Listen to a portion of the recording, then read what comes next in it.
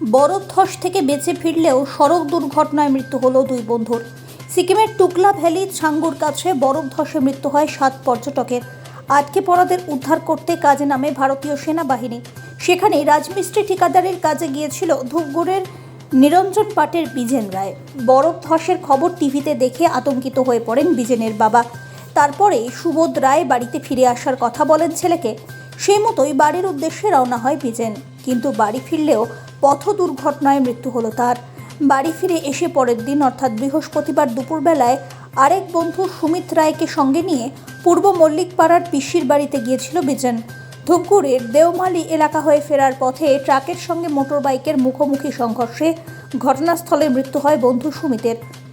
গুরুতর আহত অবস্থায় শিলিগুড়ির একটি বেসরকারি নার্সিংহোমে চিকিৎসাধীন ছিল বিজেন, কিন্তু আস্তে আস্তে শারীরিক অবস্থার অবনতি হওয়ায় শুক্রবার শিলিগুড়িতে মৃত্যু হয় বিজেনেরও। একই পাড়ার তরতাজা দুটি যুবকের মৃত্যুতে গভীর শোকের ছায়া নেমে এসেছে গোটা এলাকায়। ভেঙে পড়েছে দুই পরিবার।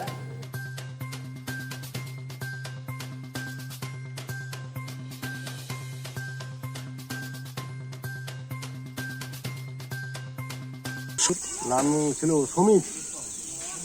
ও সঙ্গে সঙ্গে স্পট গেল।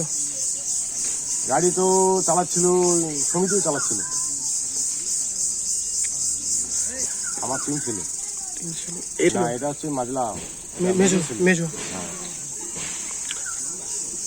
ছোট মোটো মনে করো ওই যে 2-4টা লেবার টেবার নিয়ে গিয়ে চাংড়া বাংলা নিয়ে গিয়ে ঠিকাদারি ছোট মোটো কোথায়? ঠিকাদারি আমরা সিকিমে।